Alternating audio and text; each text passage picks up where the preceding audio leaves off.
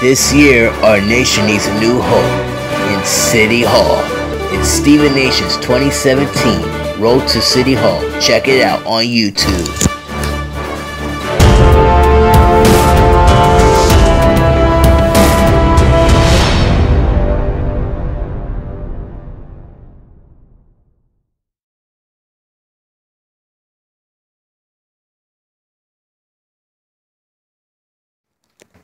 Hello, everybody. This is your stream, Mr. Steven, and welcome to the Steven Factor.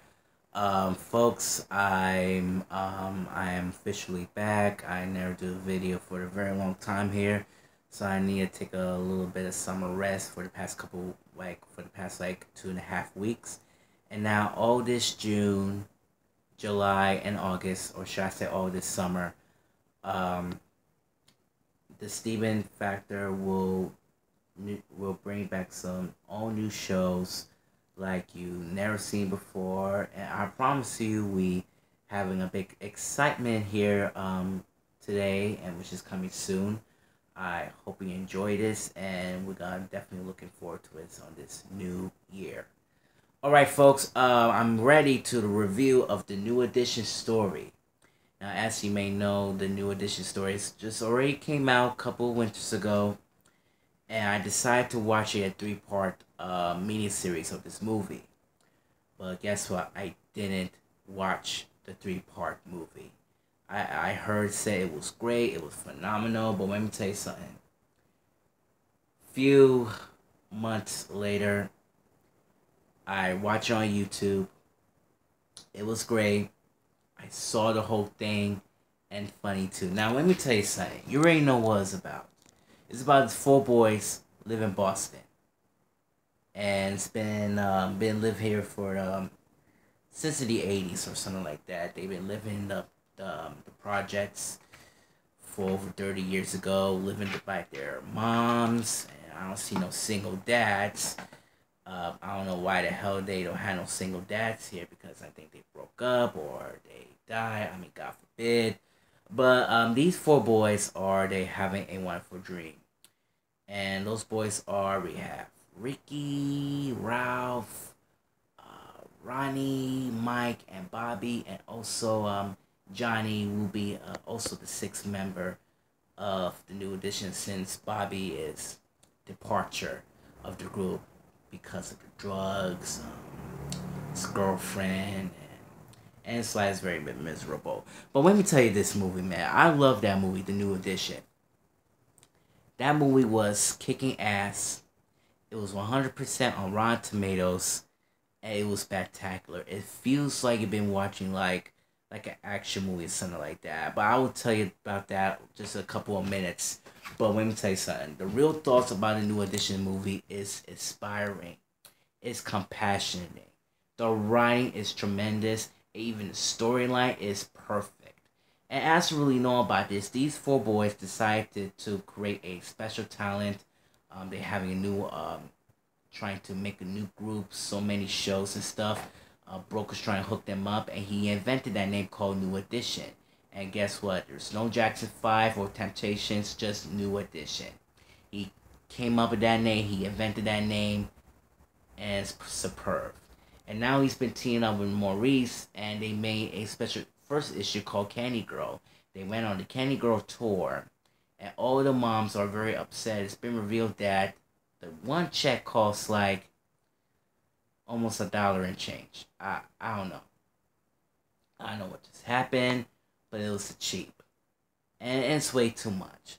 So the moms they decide to hire Gary, and let me tell you about something about Gary. Now, Gary was the manager of the New Edition, and also he was a white dude. And he's slick.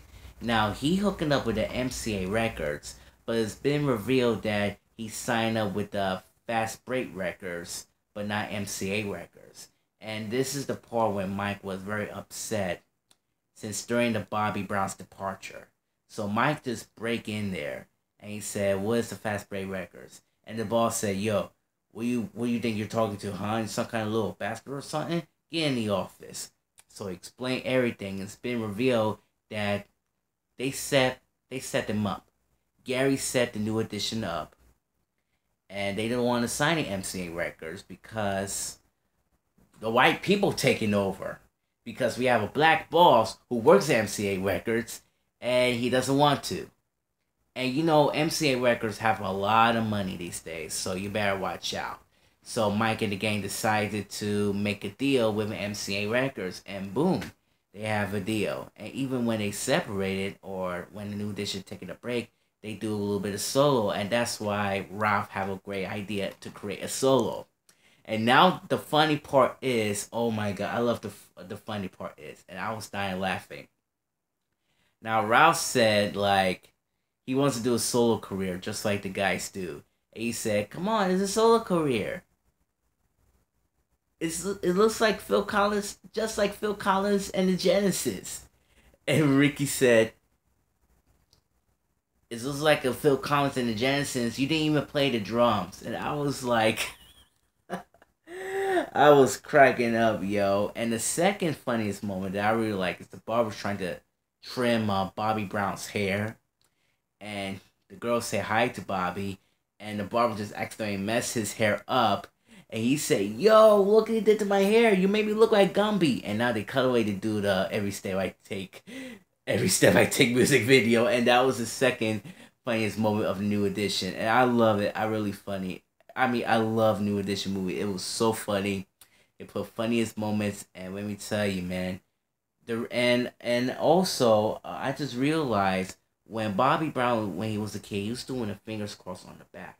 And you know why he's doing the fingers crossed? He wants to be a star. That's right. He wants to become a show off. He wants to have fun, and also he wants to stay away his friends. And he's gonna do it what he got to do. So that's why he uses finger cross to become a wonderful star. And that's why he hooked it up with MCA Records to create his first solo album. And even Ralph's girlfriend, oh my god, I can't stand that woman. Trying to make a flirt with him, make it feel comfortable and stuff. And Ralph said, "You know what? Leave me alone, man. Let me figure this out on my own, okay? Stay away from me." Boom. That's how women do. Trying to flirt people each other's man. Now, anyways, since Johnny Gill is a wonderful singer, and the New Edition is back again, but also there's a shocking twist. Now Bobby Brown's back. He's been late all these concerts, and I don't know what the heck is his problem. And even the homecoming tour somewhere in New Mexico back in 1997, this is where all the action starts. So remember, the New Edition is taking a break for a while, so they decide to make their own solo career. So that's a good thing. So they're going to try to make a lot of money to save it and everything. And what about those moms? I will definitely tell you about that later. So I have a theory about this. So, the concert. This is when all the shit happens. The biggest brawl of the century. Now we have... oh my god. This feels like the next Marvel versus the DC era here. We have Bobby Brown versus Mike. They trying to beat the shit out of each other. and now Bobby, you know Bobby is. He was saying wow Bobby trying to want to be a star to all the ladies, and Ronnie's trying to make the cut. So he cut him off, and after really knowing about this, he's scared to get pissed. So he uses water hose trying to splash Mike, but the water hose is not working. But you know what? He's coming over here anyway, trying to beat Mike, and boom, the shit started a fight right there on backstage. We have Ralph, we have Johnny, we have Ricky, we have Ronnie. Oh my god, everything is there, yo. Everything is there. And now we have Brooke was there too, and as you know, I think Brooke has been shot a little bit. So they're having a big brawl. They started fighting, do a little bit of slow motion. It feels like you've been watching like the, oh my god, yo! It feels like you've been watching an action-packed movie, like between like the the Avengers, X-Men, and all kind of shit. I mean, like, yo, this is incredible, yo. This is incredible. And now they do a little bit of slow mo, do a little bit of Matrix scene. and this guy is having a gun, and Mike trying to put his hands up, and boom, the straight, the bullet went straight, but he missed Mike, so Mike just moved it away, and boom, it hit into that wall. So that's why Brooke got a little shot in somewhere in the shoulder or something like that. So they took it to rush to the hospital, and now they having an argument. And just to remind you, the film is mild language, and for the first time ever, they use allow bullshit. They allowing bullshit for the first time in BET. They could use bullshit, they could use bitch and everything, but listen, they allowed to use bullshit on television. Now, just want to let you know, the question is why the hell they use that word bullshit. And second, that's number one. And number two, the movie's been rated TV-14 for dialogue, language, and sexual contact. But they shouldn't change the TV-14 into TVMA, so it could be much even better. But TV-14 is for children are not old enough when they were 14, and they allow using bullshit. No, man, change it to TV-14 into TVMA. TVMA is for mature audience. People are growing up now. They can use a lot of curses they want, but don't use TV-14 all the time. So that could mess up the ratings and too much confusion. But let me tell you something. It feels like, thank God they use a lot of bullshit. I mean, it's uncensored, unedited, uncut. It feels like you're watching a rated R movie or something like that. But let me tell you something. Hashtag BET After Dark, because they use a lot of bullshit, all kinds of stuff. That's it. I mean, like, they shouldn't use them on a late night schedule, but not that primetime schedule. Because when it says TV-14, they use a lot of bullshit. Oh man, they shouldn't bleed that out. But anyways, that action was great. That action, I love that action. So meanwhile, they arguing about what happened in this incident, and now it's been announced that they decided that the new edition is out, quit, and even hiatus. Meanwhile, since I know Ricky taking some coke, just like Bobby Brown did, and he's not very too good, so he's been revealed that he is a drug addict, and after that we got fast forward. The business is getting to fall apart, and even the new edition as well too. They reunited during the wedding, and yes, everything is all set. So Riney and his fiance are gonna get married, and they all live happily ever after. Now Brooke have an idea to hook it up this manager, because the BET celebrated their 25th anniversary special, and they're having a big reunite. All the five members are there, including Bobby Brown, so that makes six. And yes, it's perfect. It's perfect. But the question is, what about the moms of the new edition?